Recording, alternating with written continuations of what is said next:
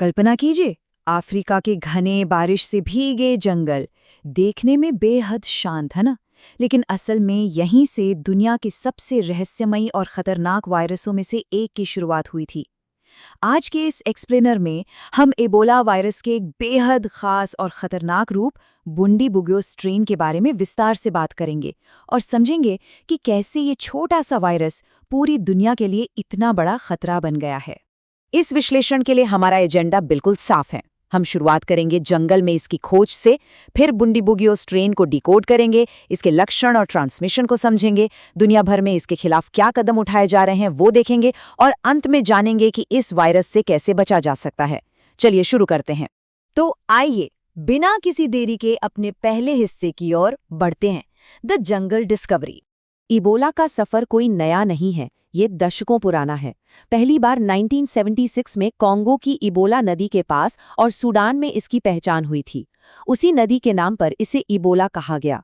फिर साल 2007 में युगांडा में ये नया बुंडीबुगियो स्ट्रेन सामने आया।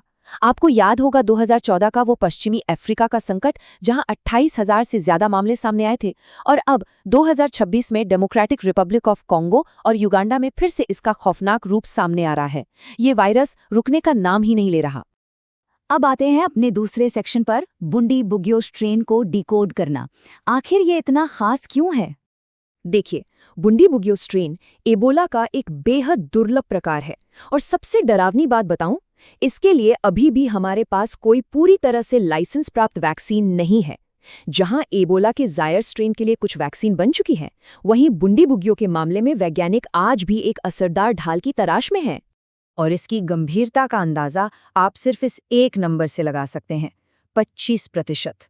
जी हाँ, 2007 में जब युगांडा के बुंडीबुगियो जिले में इसका पहला आउटब्रेक हुआ था, तब करीब 149 कन्फर्म्ड केस सामने आए थे और 37 मौतें हुई थी। इतनी हाई मोर्टेलिटी रेट वाकई किसी को भी डराने के लिए काफ़ी है। अब सवाल ये है कि ये वायरस शरीर पर असर कैसे करता है। चलिए तीसरे सेक्शन में इसके लक्षण और फैलाव को समझते हैं। इसके लक्षण सच में बेहद गंभीर होते हैं। शुरुआत होती है बहुत तेज बुखार और अत्यधिक कमजोरी से, फिर उल्टी, दस्त, शरीर में भयानक दर्द और सबसे खतरनाक स्टेज अंदरूनी और बाहरी ब्लीडिंग, यानी शरीर से खून बहना। एक बहुत बड़ी समस्या ये है कि शुरुआती दिनों में इन लक्षणों को अक्सर मलेरिया या टाइफाइड समझ लिया जाता है। और सच मानिए, ये एक जानलेवा गलती साबित होती है, क्योंकि सही बीमारी की पहचान न होने से आइसोलेशन में देरी होती है और तब तक वायरस अपना काम कर चुका होता है।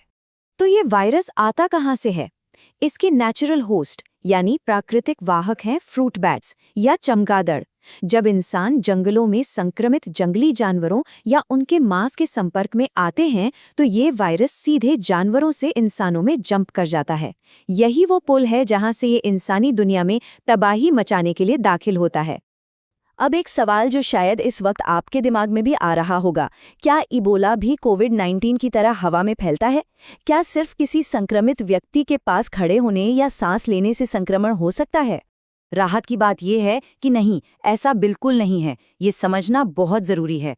कोविड-19 एयरबोर्न है, यानी हवा से फैलता है, लेकिन इबोला सीधे संपर्क से फैलता है।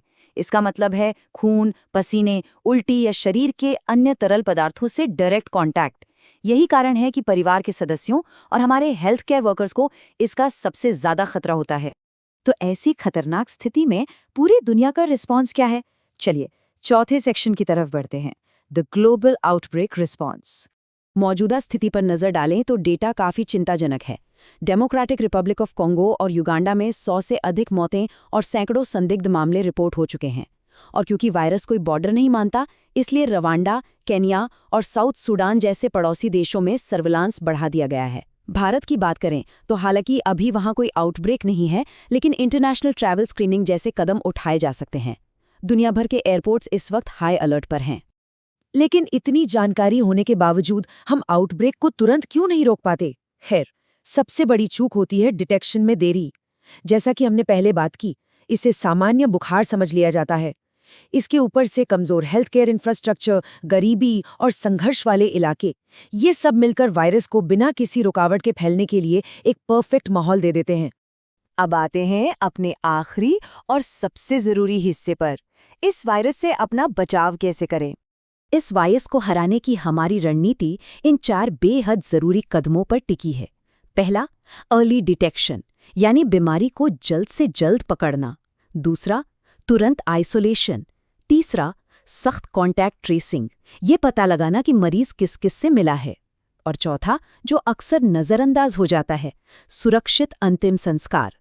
इबोला मरने के बाद भी मृत शरीर से फैल सकता है, इसलिए सुरक्षित तरीके से दफनाना बहुत बहुत ज़्यादा ज़रूरी है। और हमारे मेडिकल स्टाफ का सबसे बड़ा सुरक्षा कवच है ये PPE kit. Full suit, gloves और मास्क का ये कॉम्बिनेशन सिर्फ कपड़े नहीं है, बल्कि ये तरल पदार्थों के संक्रमण के खिलाफ एक ऐसी अभेद्य दीवार बनाते हैं जो फ्रंट लाइन पर काम कर रहे डॉक्टर्स और नर्सेस की जान बचाती है। आज की इस एक्सप्लेनर का सबसे अहम टेकअवे इसी बात में छिपा है। इबोला सिर्फ एक मेडिकल चुनौती नहीं है, ये हमें बार बार याद दिलाता है कि कमजोर हेल्थ केयर सिस्टम, गरीबी और धीमी प्रतिक्रिया हमारी पूरी मानवता के लिए कितने बड़े खतरे हैं। वायरस छोटा हो सकता है, लेकिन अगर हम तैयार नहीं हैं तो कीमत सबको चुकानी पड़ती है। तो अंत में सोचने वाली बात यह है कि क्या हम और हमारी दुनिया भविष्य की ऐसी स्वास्थ्य चुनौतियों का सामना करने के लिए वाकई पूरी तरह तैयार हैं?